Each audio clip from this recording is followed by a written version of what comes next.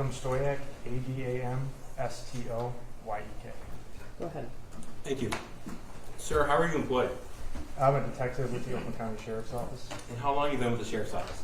Just under 12 years. Okay. How long have you been a detective? Just under 4 years. Where exactly is your, well, that's a bad question. You're a detective at what substation? I'm assigned to the city of Pontiac. Okay, so you work out of the Pontiac substation? Correct. Okay. And what sort of things do you do there? Investigate crime reports that come in on a daily basis. We have periods of being on call, investigating from homicides, assaults, things like that. Okay. Now, prior to being a detective, what did you do? I spent some time in the corrections division. I was in the courthouse. Went to road patrol where I worked in Pontiac, different shifts in Pontiac. I was a school resource officer in Pontiac for a short period, and then I got moved up to the detective bureau about 4 years ago. All right. Now, I'd like to direct your attention to November the 30th, 2021. Do you recall that day? I do. Were you working? I was. Were you made aware of the shooting at the Oxford High School that day? I was. And tell us, please, where were you when you were made aware of that shooting? I was at the Pontiac substation at my desk. Okay. And how was it that you came to learn about the shooting? I had my computer screen up, which had all the pending and active sheriff's office calls in the county, and I actually saw the call at the school go up on the pending calls on the screen, and I read it. Okay. What do you mean by that? You saw it up on the pending call on the screen? So yeah, it has like the active calls going on within the sheriff's department, and then on the bottom it will have like calls that haven't been dispatched yet. And I saw the one at the high school go out, and I read what about the multiple callers that was going on at the high school. And I alerted the rest of the detectives of what was going on at the high school, and we all responded. Okay. When you say we all responded, tell me what happened, please. Initially, when we got there, it was still pretty active. So my partner and I kind of linked up with a couple different guys, and we were searching classrooms. Some of the classrooms were still occupied by students. Assisted with escorting them out of the school. Eventually, they called everybody at the front of the school, and we were tasked with searching certain classrooms.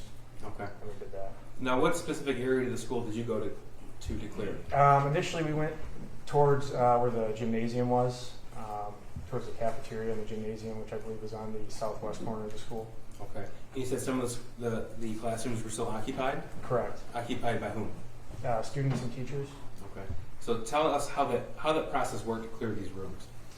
Yeah, so in a couple of the classrooms, the teachers were kind of initially hesitant to open the door. Kind of had to go back and forth with them explaining that we were the police, and eventually they did open the door. There wasn't really a whole lot of words exchanged. Everybody just kind of looked at you and didn't really just kind of listen to what you told them to do. They were, escorted out of the school, and we would clear the classroom to make sure there's nobody else in the classroom. Okay. And you said at some point while you were on scene, you were redirected to the office area of the school? Yeah, they had like a command post kind of started in the front of the school, and we redirected there. And tell me what happened next. Command officers were having us link up in teams, and they would give us specific classrooms to go search just to make sure that the classrooms were unoccupied and there was no one else inside of them. Okay. And you did that assignment? Correct. At some point were you tasked with going to 112 East Street in Oxford? Yeah, at some point after we cleared the classrooms, Lieutenant Hicks gathered a few of the Pontiac detectives, and we were told to go to 112 East Street and secure the residence prior to a search warrant being drafted. So why were you directed to that specific residence? That was the residence of Jennifer and James Crumbley. Okay. And so I take it at that point in time the school shooter was in custody? Correct. And officers had learned his identity, where he resided, and who his parents were? Correct. Okay. So did you go there? I did. At that point in time, did you know what you were going to find there? No. Okay, so did you have any information if there were going to be other casualties or anything else going on?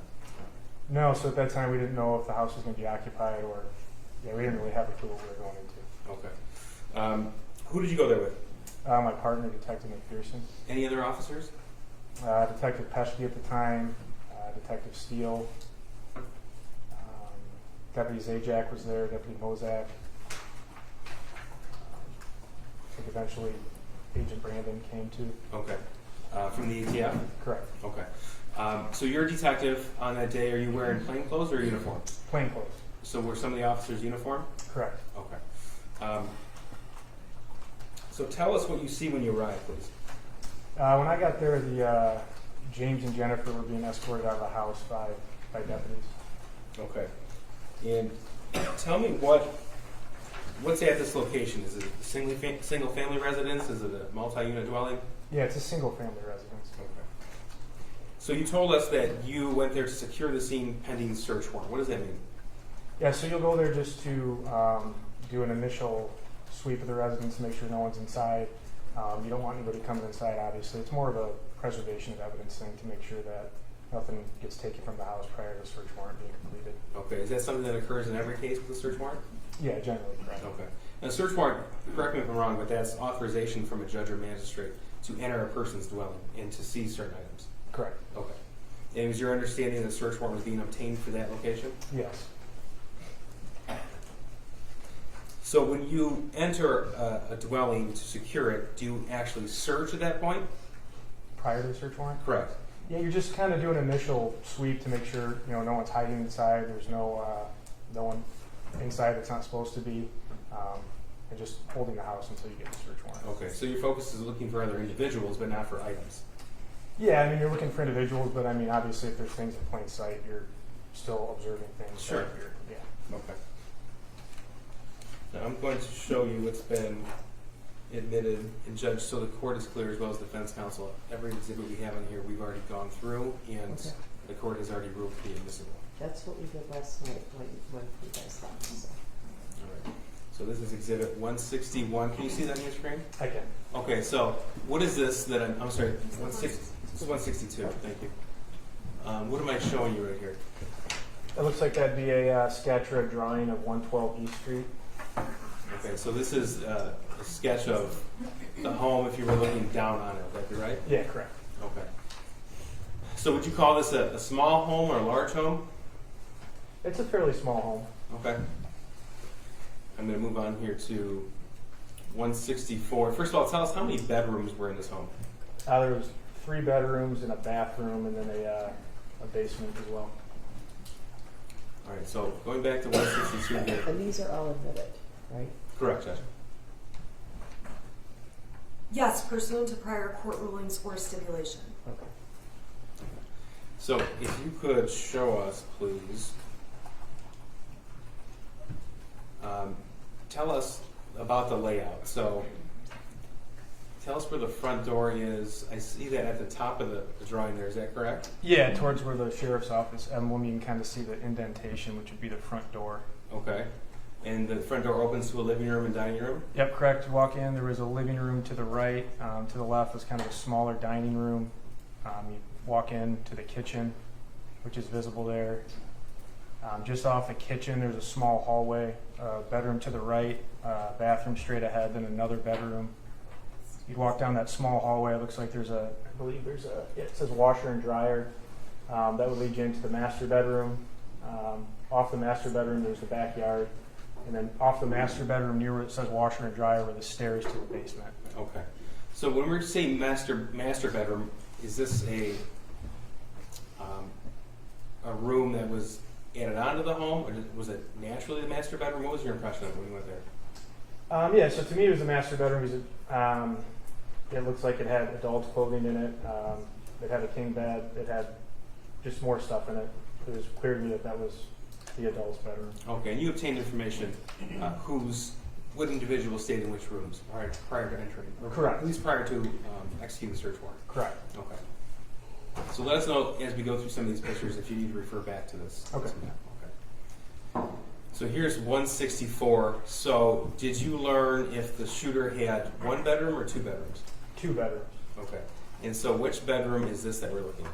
So when you come in off the kitchen, there was the hallway. There was a bedroom to the right. There was a bathroom straight ahead. This would have been the bedroom to the left, Okay. immediate left in the hallway. So photographs are generally taken when a search warrant is executed, is that right? Correct. Are those photographs taken before or after things are disturbed? It kind of depends on if someone at the scene is able to take pictures before, if there's an evidence technician. Okay. Generally, before you go in and search it, there'd be pictures taken.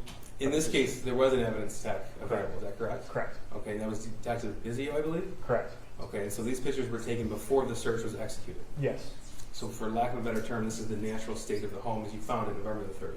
correct. Okay. So what are we looking at here in this photograph, Exhibit 164? Yeah, so this was, I was made aware this was the shooter's bedroom. The bed was covered with various things. There's some school books on it. There was targets visible on the wall that had, there was apparent to be bullet holes in them. Okay, I'm going to do another angle here. This is 165. This is the same bedroom. Correct. So what are we looking at here?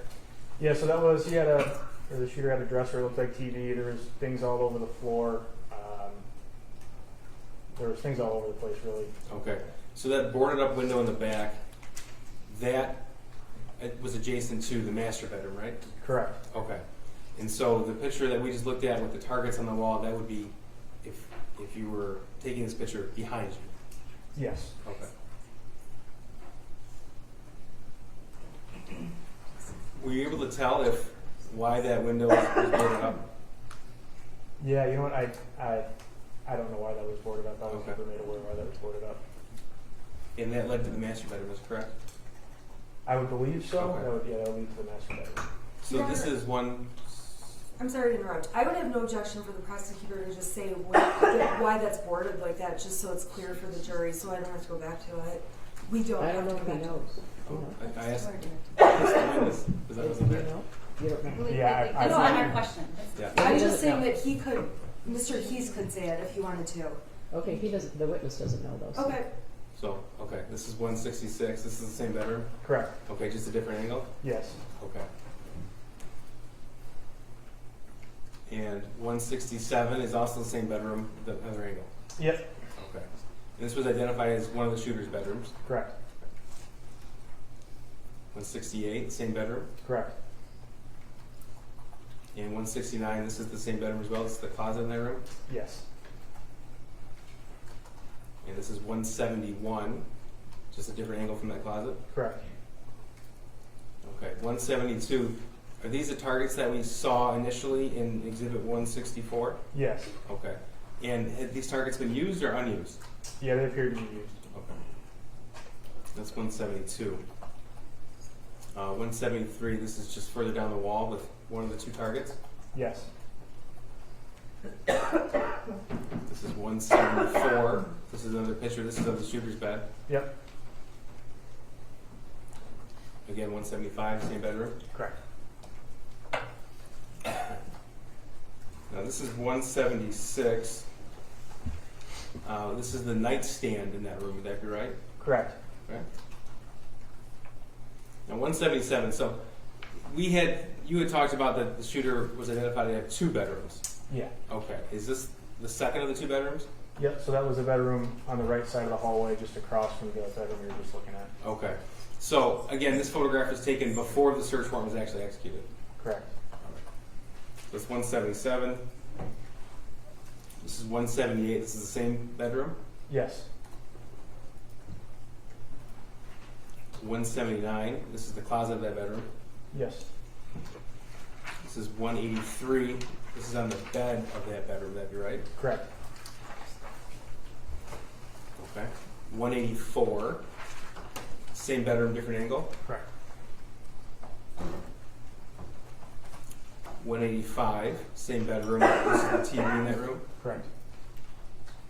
All right, this is 186. Again, same room. Yes. This is 188. There was one bathroom in the home. Yep. That was when you walk in that hallway, bedroom to the right, the bathroom is straight ahead, and the other bedroom is to the left. Okay, and this photograph fairly accurately depicts the condition of the bathroom on November the 30th. It does. Okay, that's 188. Okay, this is 189. Sir, what are we looking at in this photograph? Yeah, so when you walk out of that hallway, you'd go down another hallway, and there was what was described to me as the master bedroom. When you walked in, that was the bed that was in the bedroom, and there was an open gun box with an empty box of 9mm ammunition on the bed. Okay. Now, is this the condition that this gun case and empty box of ammunition were found on November the 30th, 2021? Correct. And that's on the master bedroom bed? Yes. Yes. This is Exhibit 191. This is the same master bedroom. Another this is of the nightstand. Correct.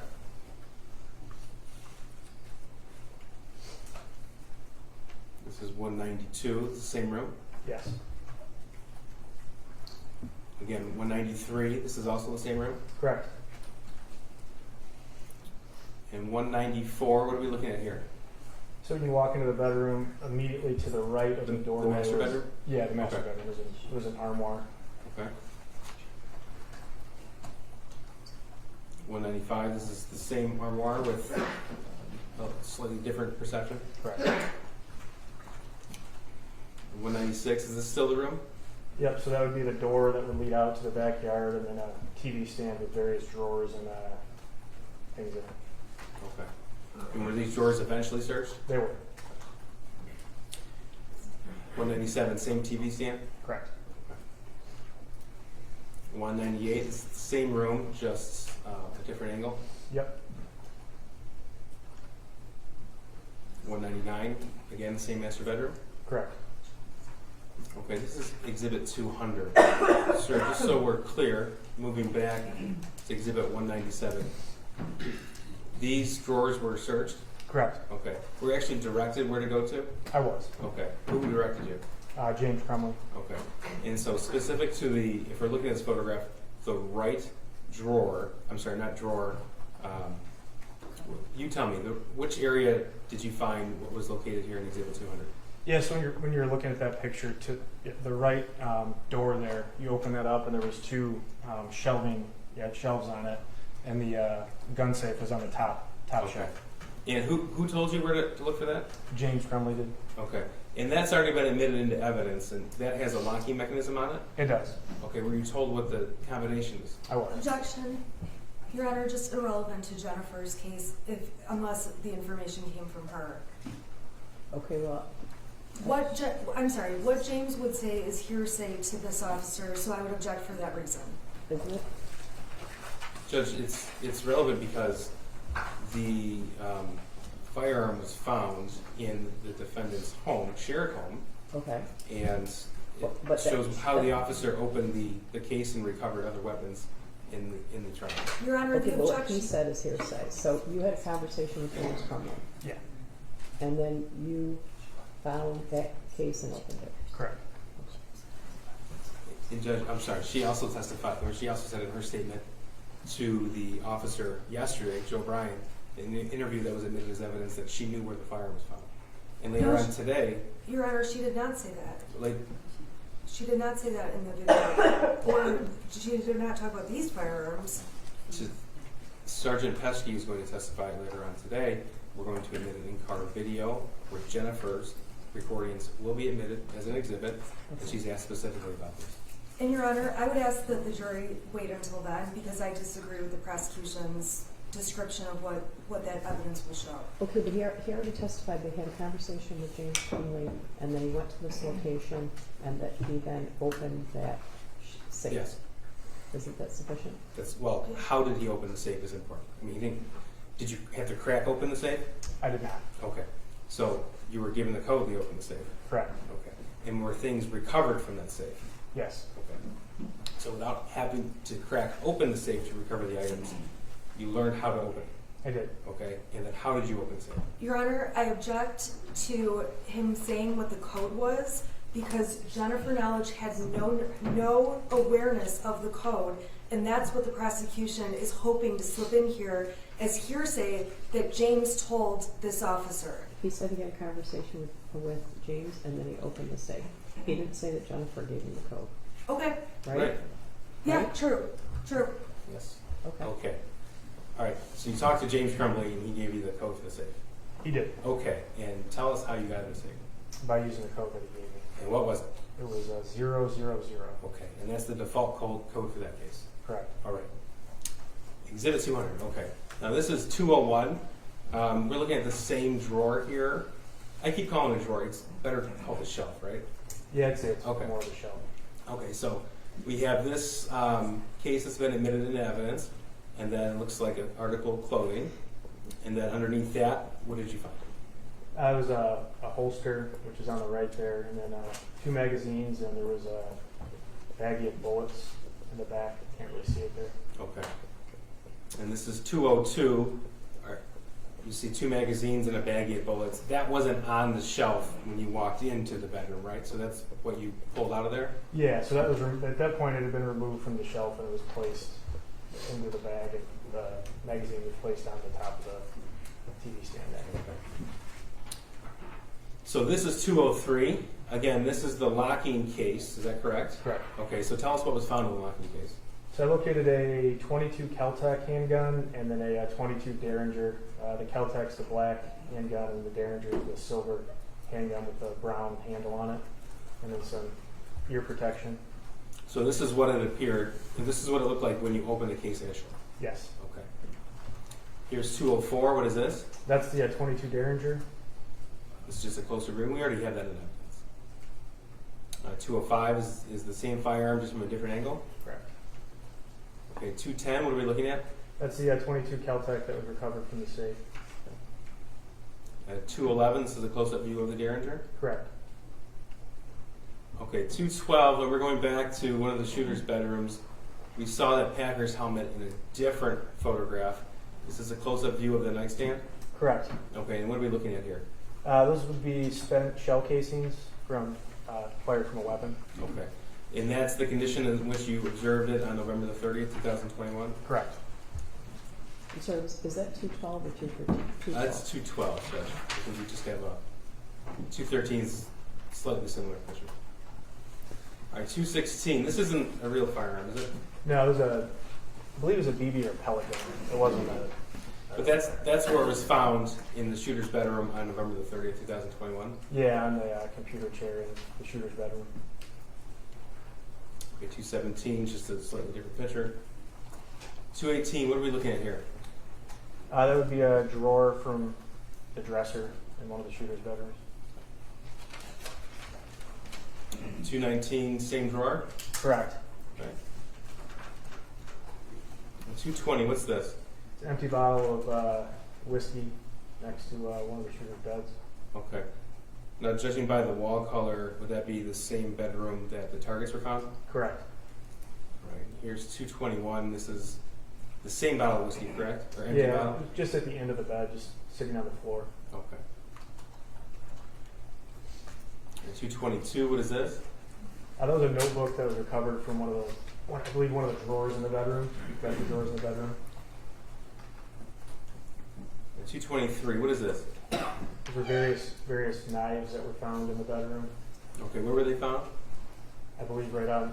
I think that's on the one of the shelving units in the room. Okay, so in one of the earlier pictures we saw a wall shelving unit. Would this be a close-up view of that? Correct. Okay. This is 231. Now, what's this a picture of? Yes, this would be that door would be the front door if you were exiting the residence. When you were coming into the residence, to your immediate right was the couch. That TV was on the wall, which was facing the front of the house. So that was a view of the living room. Okay, so the door that we see in the right-hand side there, that's the front entrance door. Correct. Okay. So this is what you would, when you walk into the house, this is what you walk into? Yes. Okay. That's 231. This is 232. What's this? Same thing. When you'd immediately walk into the house, that's what you observe. That's the living room area, the couches. The TV would be just in front of that. 233. Same thing, just a different view. So this angle would show that hallway, which is observed or straight ahead, would lead directly into the kitchen. 234. This is also the living room? Yeah, it's the TV stand. Okay. Okay, 235. What are we looking at here? So that's the kitchen had an island. Underneath the island, there was various drawers that you could open up or shelving units and stuff. That was a box for the 22 Kel-Tec that was recovered in the master bedroom. Okay, and that's an evidence as well. 236 is just a different angle view of where that Kel-Tec box was found? Correct. Okay, was the Kel-Tec box opened? It was. Okay, and what was found in there? When I opened the Kel-Tec box, it was a secured cable lock for a firearm. Okay. It was in the packaging still. So 237 is just the side view of that Kel-Tec box you found? Correct. And 238, you said it was still in the packaging. Is this how it was found? That's how it was found. In fact, there's still keys in that locking mechanism. Is that right? Yeah, there was the keys were at the end of there, towards the bottom of the lock. Like where it looks like a black box there? Yeah. Okay. Yep. And that's also in evidence. That's 238. 239, what's this a picture of? I believe that's a PlayStation unit or a gaming system that was recovered from the residence. So then, things from the Crumbley home, such as video games, were seized as well? Correct. Gaming system, okay. So here's 242 with some of those. Correct. 243 with more. Correct. And 244 as well. Correct. Okay. Were the vehicles searched as well? They were. Okay. What are we looking at here? That was the back of I believe it was the gray Kia that was searched in the driveway. Okay. That's 245. 246, this is the same vehicle, just a different angle of that hatchback. Correct. This is 248. Okay, so there was no garage in this home, is that right? No, there was behind the home or adjacent to the home. It was more like a shed that was behind the house. Okay. Was there like an overhang type area where a barbecue grill is at? Yeah. Okay, so 248, does that depict that? Yeah. Correct. And what are we looking at here? Yeah, so those would be BBs for a BB gun. Which ones are you looking at?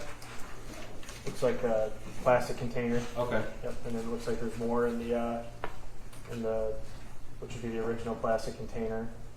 Some nails. I'm not sure. That looks like that's probably something to use to clean the grill next to it. Okay. So this is now going to be 253. You said there was a shed. Correct. Okay, and so the shed was searched as well. It was. Okay, so what are we looking at here in Exhibit 253? So that'd be immediately when you walk into the shed to the right. There was multiple shotgun-style BB guns located. Okay, and 253 depicts one of those. Yeah. Correct. Okay, here's 254. What is that? Yeah, same thing. So that was when you walk in. There was in the shed. There was like a tool bench. On the tool bench, visible was another like Uzi style BB gun that was visible on the bench right when you walked in. Okay. 255. What are we looking at here? Yeah, same thing. It was another. I believe it was a BB or pellet gun that was also located kind of behind the original picture where the Uzi style gun was or BB gun was. 256. Tell us about this picture. So that would be when you walk into the shed. It was there were some chairs on the ground. You can see behind it where like the shelving unit is. Yeah, just some chairs where it looks like somebody had been sitting in the shed. Okay. 268. Tell us what we're looking at. Kind of hard to tell, but you can see the silver in the snow there. It was empty CO2 cartridges. Were there just one empty CO2 cartridge or multiple? I believe there's multiple. You can see it's kind of hard to see, but there's multiple in the snow there. Here's 269. This is a better view. Yeah, there's multiple in the snow. Okay. Do you know what those are used for? Yeah, for the BB guns or the pellet guns at the inside of the shed. Okay, now a second search warrant was executed at 112 East. Is that true? Correct. Okay. So this is obviously what we were looking at before. It was at night. That was the evening of November the 30th, 2021. This is the daytime, so anytime you see daylight, that would be the second search warrant. Correct. Is that right? Okay. So just the front of the house, Exhibit 272? Yep, correct. That would be the front of the house facing East Street. Okay. This is 278. This is when you walk into the home, oriented to the left. Yep, so you'd walk in to the right of this picture would be where we saw the couches and the TV. This would be to the left. You can see the dining room area. And then kind of straight through that picture would be directly into the kitchen. Okay. And those boxes, they weren't in the home November the 30th, 2021. Do you know if they were left on the porch or do you not know? I'm unaware that those were Okay. put in the house. So here's 279. Is this standing as you walk in, turn to the left? Yep, so you walk into the left, and that was kind of like the dining room area with the table and the various Christmas decorations. Okay. This is 280. What are we looking at here? Yep, so that would be if you'd be walking through living room with the couches on your right, dining room on the left, and then straight ahead is the kitchen, and where you can see the open door at the end of the very end of the hallway, that's the master bedroom. Okay, so earlier you testified that the Caltech box was in the kitchen island. Do you see the kitchen island in this picture? Correct. Where is it at? So you can see it with the, it's got like the white board on it, the white board with the top. It looks like there's a binder. The black binder would be the top of the kitchen island. Okay, so here's 281. Is that the kitchen island we're referring to? Correct. All right. Now this is also the kitchen, 282. Correct. 283, the kitchen as well. This is the refrigerator. Correct. 284, this is the island as well. Yeah, so those two open, at the bottom of the island there, you can see the two doors. That's where at the bottom of that was a open area where the Caltech gun box was recovered from. Okay, so on the bottom right of the screen? Correct. Okay, thank you. 285, this is also of the kitchen? Correct. Okay, so the last picture was orange to the left, this would be orange to the right? Correct. Yep, on the outside of that would be where the driveway was, the side of the house. 286, what are we looking at here? Yep, so when you were in the kitchen, I kind of described it earlier, you take a right, there's a small hallway. At the end of the hallway was that bathroom. To the right was one of the shooter's bedrooms, and immediately across the hallway to the left was the second bedroom. This is 287, what do we see here? Yep, so that'd be the first bedroom to the right. It had the bigger bed in it from the earlier pictures.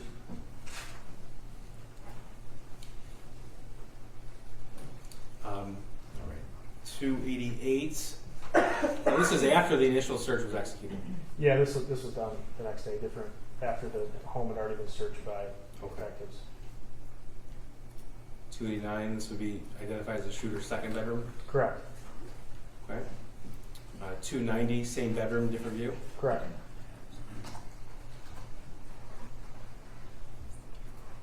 What do we see to the left of the bed there, the shooter's bedroom? Are we referring to the stand kind of to the left of the bed there? On the ground. Looks like a Gatorade bottle. Was there a litter box on the ground? Yeah, it had a litter box, yeah. That's 290. 291, this is the same bedroom, now looking towards the closet and the door. Correct. Here's 293, this is down the hall looking at his, what we refer to as his first bedroom. Yeah, just directly across the hall was the first bedroom. Okay, 296, this is the room with the boarded window. Correct. From the hallway. Correct. 297, again, this is after the initial search warrant was executed. Correct. 300, what are we looking at here? Yeah, so this would be if you were standing directly in the kitchen, you look down, there was a small hallway, narrow hallway with washing machine, drying machine on your left, which you can see, and then walking straight ahead is to the entrance of the master bedroom and the sliding glass door that would lead to the backyard. In 301, you identified earlier the washer-dryer unit, is this what you're referring to? Correct. Okay. 302, what's this? Yeah, so when you were walking from the original picture, you saw the washer and dryer. To the left of the washer, and prior to getting to the washer and dryer to the left was a small little hallway that was filled with various items. And that was, what you're looking at right there is kind of like the landing leading to the basement. Okay. We just have a few more to get through. 303, what are we looking at here? That's the entrance to the master bedroom. To the master bedroom, okay. Correct. 304, this is taken in the master bedroom. So the TV stand is to the left of this picture? Correct. And that's where the Caltech and Derringer were found? Yep, you're looking at that TV there. It was in one of the open doors. You can kind of see that door open. On the right side of that was where the safe was found with the weapons in it. Okay. 305, this is also the master bedroom? Correct. If you came in to the right, it was I believe it was a king-size bed and then a couple end tables next to the bed. And here's 306, what are we looking at here? Similar view. To the right was that armoire, which you would see when you walk in to your immediate right when you came into the bedroom. Just a different angle of the bed with the armoire. And here's 307. So if you were kind of sitting on the bed, you'd be looking at the TV with the TV stand. The door in the bottom right there that's semi-ajar was where the safe was. Okay. With the weapons in it. And here's 308. What are we looking at? So 308 would be what I referred to. I believe that's to the landing area that leads to the basement. Okay, It's a different. here's 309. It's a landing area that leads to the basement.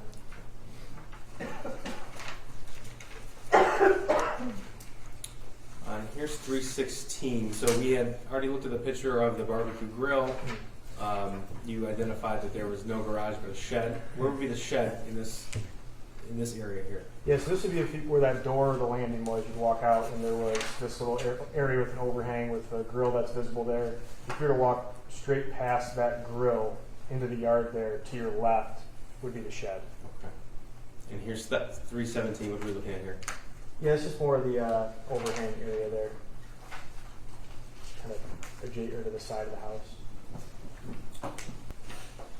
On November the 30th, when you first entered the home to secure the home for the search warrant, were you aware if the stove was on or off?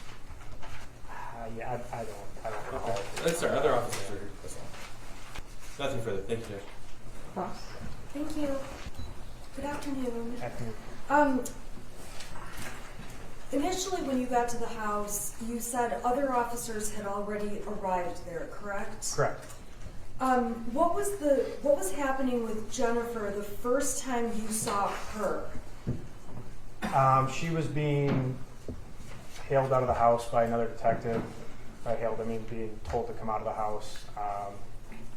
And at the She time, complied. oh, I'm sorry. Yeah, she complied and came out. She complied and came out. At the time when she was coming out of the house, being hailed out, she was on her cell phone. Is that fair? You know, so when I got there, I don't recall exactly what she was doing. She came out of the house. I just got there as she was walking out of the house. I don't recall if she was on her cell phone. While she was walking out of the house, there were guns drawn.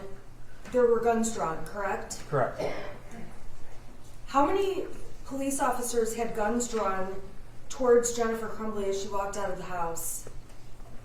I couldn't say for certain. When I got there, she was already being told to come out of the house. So at the time, I wasn't really focused on who had their guns out. I was focused on watching the house and making sure nobody else came out. So I couldn't say how many people had their weapons drawn.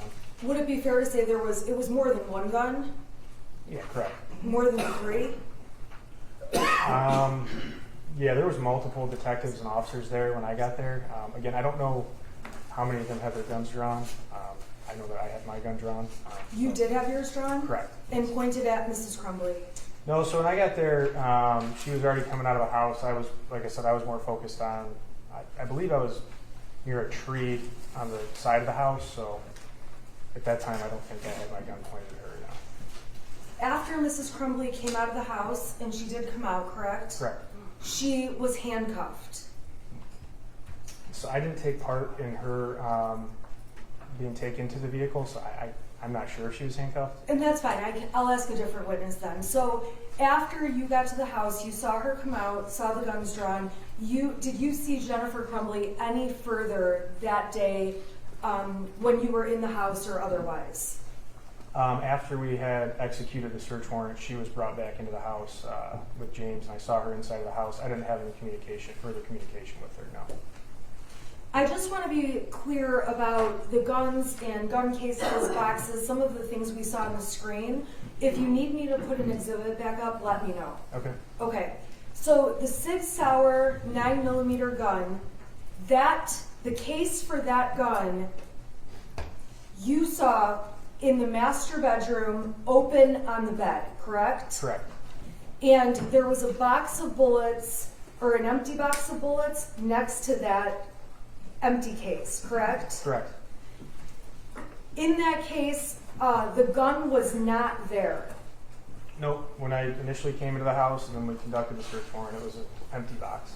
And you know, and if you're not the right witness, let me know, that James Crumbley had gone to the house and discovered the Sig Sauer was gone from the house. Yeah, so when I went to the house, I had no knowledge of anything that had occurred prior to me getting to the house.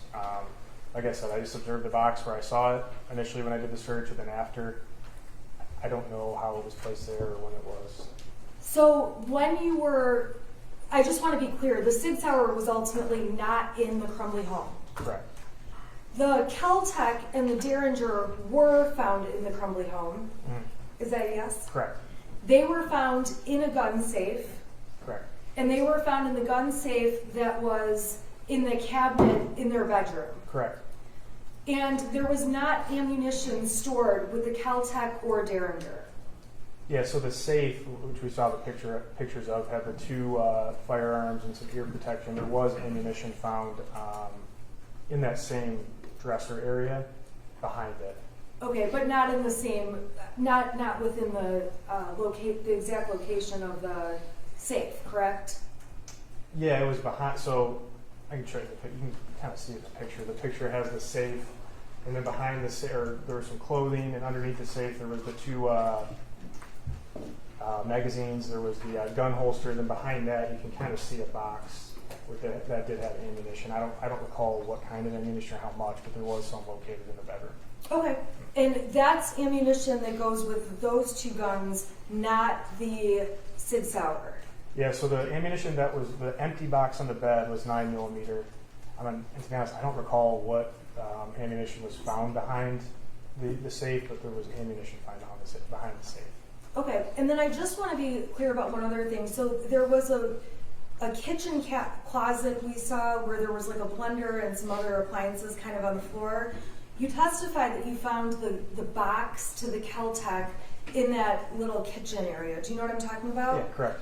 And that box while that box was in there was no gun in the box or anything along those lines. Nope, it was the Caltech box just had that cable lock, which was in the bag. That was all that was in there. So the three guns that Jennifer Crumbley and James Crumbley had in their home, the three that we've talked about include the Sig Sauer, the Caltech, and the Derringer. It's fair to say there were not any other guns in the home aside from BB guns or pellet guns. Yeah, so I located the 22 Derringer, the 22 Caltech, and then obviously the firearm, the Sig Sauer, was recovered at the school, and I didn't have any part in the recovery of the actual weapon used. Well, to me it looks like they've got a lot of guns, but I can't tell the difference between a BB gun and something else. So I just want to be sure, aside from knowing about the Sig Sauer at the school and the Caltech and the Derringer, all the other guns that we saw in the pictures, those were BB guns or pellet guns. Correct. And the casings that we saw on the ground in the snow, those were from BB guns or pellet guns. Yeah, so the CO2 would be used to operate some of the BB guns that were found in either the shed or the bedroom. And in the backyard, you could tell that they had shot BB guns there before because there's also targets up, correct? I recall the BBs that were located. There was the empty CO2 cartridges, which would indicate that they were used. I don't recall specific targets in the backyard, but I do recall the other things there. And then when you were testifying, there was very brief testimony that there was a litter box. That was in the second bedroom of the Crumbley son, correct?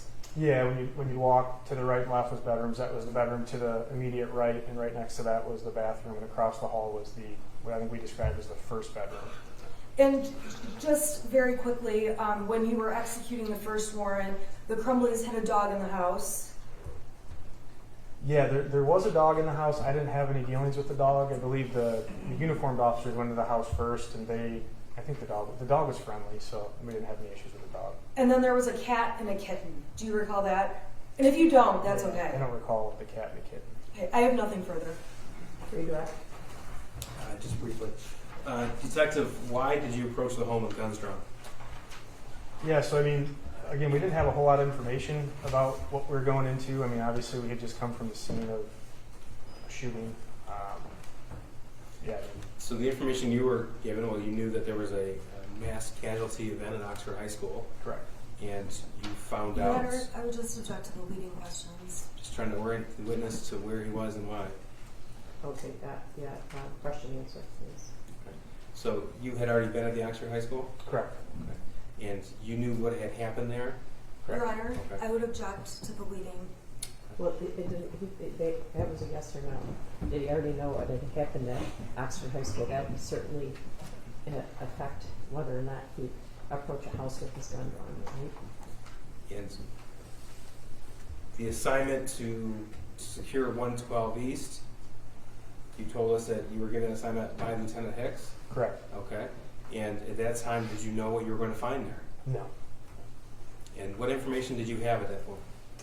That the shooter resided there, and to go to the house and secure the house prior to the search warrant being drafted. There wasn't a whole lot of information given at the time. Everything was kind of quick moving at that moment. Okay. Now this is Exhibit 200 on the screen here. You were asked about the .22 ammunition. So in that locking case with the 000 combination, there was no ammunition in that case, correct? No, there was not. But you did find ammunition in this same location. Yeah, so I guess you can't see it, but it was underneath the. So I'm Yeah, moving you to can kind of see where the two magazines are. There's a box behind it. It's the like gray, red, and black. Yeah, yep, that's the box to ammunition. I don't recall what specific caliber was recovered, but it was a box with ammunition. It's right behind the holster right there.